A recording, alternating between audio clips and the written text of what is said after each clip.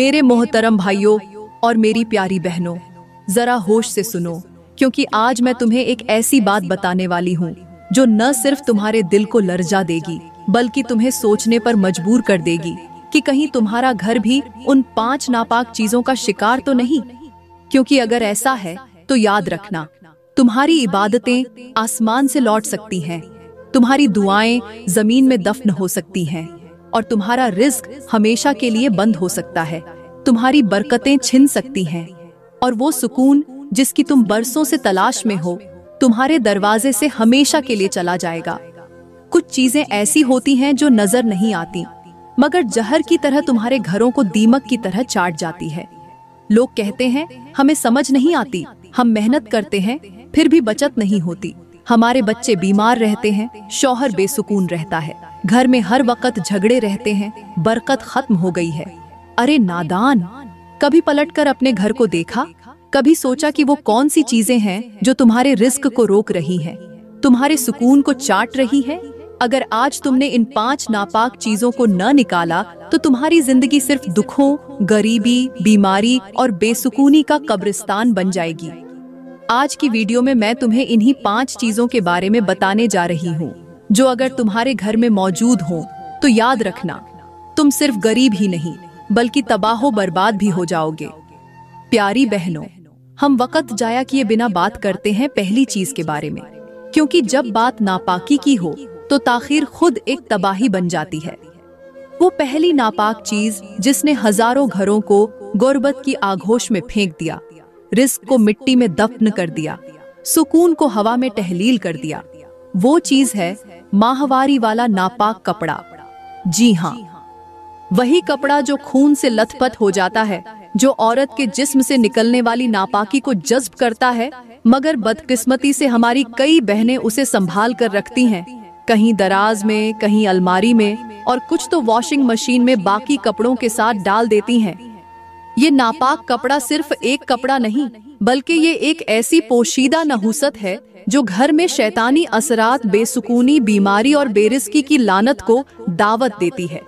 हमारी नादानी यहाँ तक पहुँच चुकी है कि लड़कियाँ जो अभी जवानी में कदम रख रही हैं, वो इसे एक मामूली चीज समझती हैं। वो इसे खुशबू लगाकर रखती हैं, दिलकश पेपर्स में लपेटती हैं और फिर सोशल मीडिया पर बैठकर मोहब्बत की बातें करती हैं, जबकि उनके घर में वो नापाकी चुपके से रिस्क की राहों को बंद कर रही होती है। इस कपड़े की नहुसत बिल्कुल ऐसी है जैसे एक बज़ाहिर खुश्क पतीली में झर छुपा हो। तुम देखोगे नहीं, मगर जैसे ही उसमें खाना रखोगे वो झर सब में शामिल हो जाएगा। बिल्कुल वैसे ही ये नापाक कपड़ा पूरे घर में बरकत का जहर बन जाता है। अगर आज तुम्हारे घर में रिस्क कम है, अगर बच्चों के चेहरों पर रोशनी नहीं, अगर शौहर दिन रात थका थका सा रहता है, तो अपनी अलमारियां, अपनी दराजें और अपनी वॉशिंग मशीन को खोलो, क्योंकि हो सकता है कि वहां ये नापाक कपड़ा तुम्हारे मुकद्दर को जकड़ कर बैठा हो। उसे निकालो, फौरन निकालो, जमीन में दफन करो या जला दो, मगर उसे अपने घर में हरगिज हरगिज मत रखो, वरना तुम्हारे नसीब भी उसी खून से रंगे जाएंगे जिससे ये कपड़ा लथपथ है। मेरे नबी ने फरमाया, पाकी निस्फ ईमान है और जो औरत इस निस्फ ईमान को नजरअंदाज करे वो पूरे ईमान से हाथ धो बैठती है। अल्लाह का फरमान है, अल्लाह पाक लोगों से मोहब्बत करता है। तो फिर सोच लो, नापाकी रखने वाली औरत अल्लाह की मोहब्बत से कितनी दूर हो सकती है। अल्लाह के नबी ने फरमाया, जो औरत माहवारी के खून वाले कपड़े को बगैर धोए रखती है या बगैर पाक किए उसे दोबारा इस्तेमाल करती है या घर में उस नापाक कपड़े को छुपा कर रखती है, अल्लाह उस पर अपनी रहमत के दरवाजे बंद कर देता है। प्यारी बहनों, ये कोई मामूली बात नहीं, ये वो इंतबाह है जो हमारी आखिरत और दुनिया दोनों के दरवाजे बंद कर सकता है। सोचो, जिस कपड़े पर नापाक खून लगा हो, अगर वो कमरे में पड़ा हो या दराज में बंद हो या दूसरे कपड़ों के साथ रख दिया जाए, तो क्या बाकी कपड़े पाक रहेंगे? नहीं, बल्कि वो नापाकी दूसरे कपड़ों तक भी मुंतकिल हो जाती है।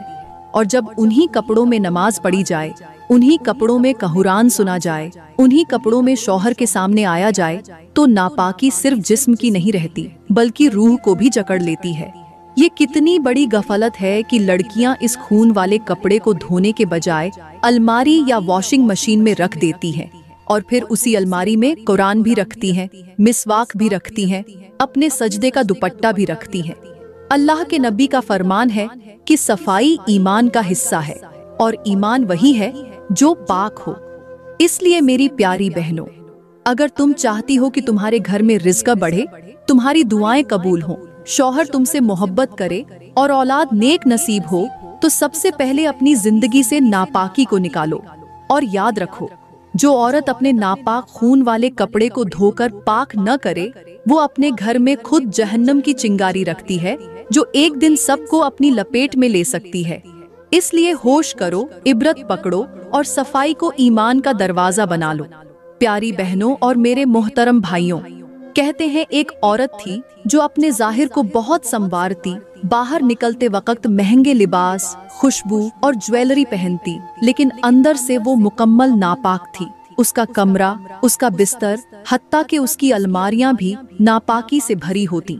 वो अय्याम में इस्तेमाल शुदा कपड़ों को धोने के बजाय प्लास्टिक के थैले में बंद करके 4-4 दिन तक रख छोड़ती। कहती थी, क्या होता है, धोना जरूरी थोड़ी है। उसकी माँ बार बार समझाती, लेकिन वो हंसती और कहती, मैं पढ़ी लिखी हूँ, मुझे सब पता है। वक़्त गुजरता गया, लेकिन एक दिन कुछ ऐसा हुआ कि पूरे मोहल्ले में हलचल मच गई। उस औरत के कमरे से एक अजीब बदबू उठने लगी और जब लोग दरवाजा तोड़कर अंदर दाखिल हुए तो उन्होंने जो मंजर देखा वो कयामत से कम न था। औरत अपनी ही अलमारी के सामने बेहोश पड़ी थी और उसके इर्द गिर्द खून से भरा हुआ एक कपड़ा था जिस पर कीड़े रेंग रहे थे और दीवारों पर काले धब्बे ऐसे थे जैसे किसी ने आग से जलाया हो। वो औरत होश में आई तो चीखने लगी, मेरी मदद करो, वो मेरे बाल खींच रहे हैं, वो मुझे कब्र में ले जा रहे हैं। सब लोग घबरा गए, किसी को समझ न आई ये क्या हो रहा है। जब उसे एक आलिम के पास ले जाया गया तो उसने कहा, ये सज़ा है उस नापाकी की जिसे इस औरत ने मामूली समझा। आलिम ने कहा, जिस घर में नापाकी रखी जाए उस घर से फरिश्ते चले जाते हैं और जिन घरों से फरिश्ते चले जाएं, वहाँ रहमत का क्या काम, वहाँ रिज़्क की बरकत कैसे आए। प्यारे दोस्तों, ये कोई अफसाना नहीं बल्कि एक खुली निशानी है उनके लिए जो समझना चाहें। मेरी बहनों, अपने बदन को तो साफ रखती हो, लेकिन क्या तुम्हारी रूह भी उतनी ही साफ है? मेरे नबी ने फरमाया, जो औरत हैज के खून को बगैर धोए रखती है उस पर अल्लाह की लानत होती है। और अल्लाह का फरमान है, अल्लाह तय्यब है और तय्यब चीज को पसंद करता है। याद रखो, जिस घर में नापाकी का बोझ हो वहाँ बरकत नहीं आती, दुआएं रद्द हो जाती हैं और रिज़्क की राहें बंद हो जाती हैं। इससे पहले कि देर हो जाए, आज ही पाकी को अपनी जिंदगी का उसूल बना लो, वरना न ये दुनिया बचेगी न वो आखिरत। प्यारी बहनों, अब हम दूसरी नापाक चीज की तरफ आते हैं जो आज बेशुमार घरों को बेबरकती, बेसुकूनी और गरीबी में ढकेल रही है, और वो है टूटी हुई, धुंधली और नापाक आईने। जी हाँ, वही आईना जिसमें तुम रोज अपनी शक्ल देखती हो, बाल बनाती हो, लिपस्टिक लगाती हो और खुद को संवारती हो, लेकिन कभी सोचा है कि ये आईना जो धुंध से, मैल से और बाकात नापाक छींटों से भरा होता है, वो तुम्हारे घर में क्या असर डाल रहा है? एक वक्त था जब लोग आईने को साफ रखते, एहतिराम से रखते और उसे बेअदबी से बचाते थे, क्योंकि वो समझते थे कि आईना सिर्फ चेहरा नहीं दिखाता, ये तुम्हारे घर के रिज़्क, सुकून और तकदीर को भी मुतासिर करता है। आज के माशरे की तल्ख हकीकत ये है कि नई नस्ल, खास तौर पर लड़कियां, घंटों आईने के सामने खड़ी रहती हैं, अपने चेहरे को बदल बदल कर देखती हैं, लेकिन न उस आईने की सफाई का ख्याल करती हैं और न उसके रूहानी असरात का। कई घरों में ये आईने कमरे के ऐसे कोनों में लगे होते हैं जहां न रोशनी पहुंचती है, न सफाई और न तहारत। उन पर कभी अय्याम के नापाक हाथ लग जाते हैं, कभी मेकअप के बदबूदार असरात और कभी शैतानी नजरें जो बाहर से आती हैं और उन्हीं आईनों से टकराकर तुम्हारे कमरों में फैल जाती हैं। मेरे मोहतरम भाइयों, ऐसे आईने जिन पर धुंध जमी हो, जिन पर गुनाहों की परछाइयां हों, वो सिर्फ चेहरा नहीं दिखाते, वो तुम्हारी किस्मत पर पर्दे डाल देते हैं। हमारे बुजुर्ग कहते थे कि आईना अगर नापाक हो तो वो न सिर्फ शक्ल बिगाड़ता है बल्कि घर के अंदर बरकत की रोशनी को रोक देता है। उसके जरिए नजर ए बद, शैतानी वसवसे और जिन्नात के असरात घर में आसानी से दाखिल हो जाते हैं, क्योंकि ये आईना अब एक खुली खिड़की बन चुका होता है उनके लिए। और यही वजह है कि आज घरों में रिस्क कम, झगड़े ज्यादा हैं, दिल तंग, जुबानें तल्ख और सुकून कहीं गुम हो चुका है। मेरी प्यारी बहनों, अगर तुम चाहती हो कि तुम्हारा घर जन्नत बने, रिस्क की बरकत हो, बच्चों पर रहमत हो, शौहर की मोहब्बत हो, तो आज ही अपने घरों का जायजा लो। पुराने, धुंधले, नापाक आईने या तो साफ करो या निकाल कर फेंक दो, क्योंकि मेरे नबी ने फरमाया, सफाई नस्फ ईमान है, और जो चीज धुंध और नापाकी से भरी हो वो ईमान की रोशनी कैसे ला सकती है।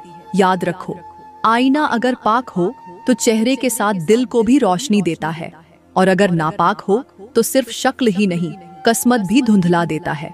प्यारी बहनों, अब बात करते हैं तीसरी ऐसी नापाक चीज की जो देखने में आम सी लगती है, मगर हकीकत में शैतान के दरवाजे की चाबी बन चुकी है। और वो है घर के अंदर रखे हुए गंदे, बदबूदार या पेशाब से लथपथ जूते और चप्पलें।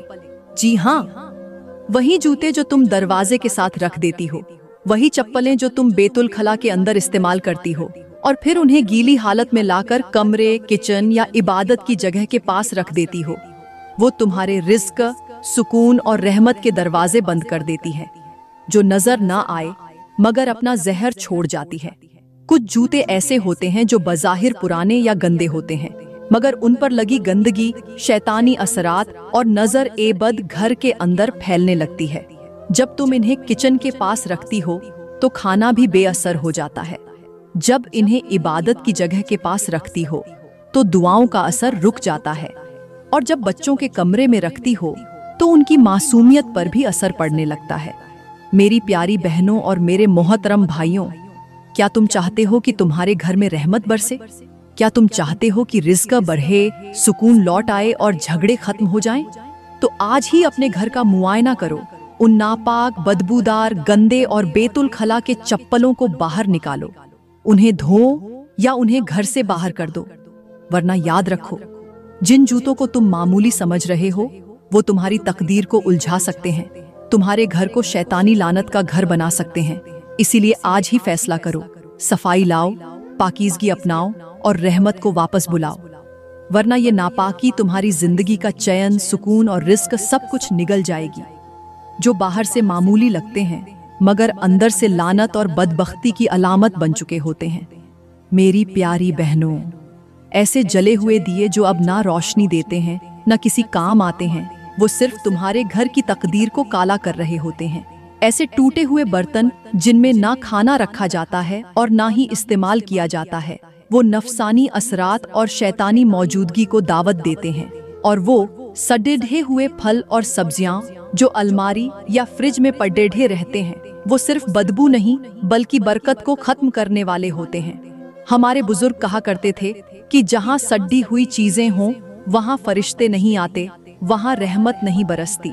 और जब फरिश्ते ना हों तो समझ लो कि शैतानी ताकतें तुम्हारे घर की मेजबानी कर रही होती हैं। तो मेरी बहनों, आज ही अपने किचन को देखो, अपने कमरे को देखो और सोचो, क्या कहीं कोई टूटी हुई चीज, जला हुआ दिया या सड़ी हुई सब्जी तो नहीं जो तुम्हारे घर के रिस्क को रोक रही है?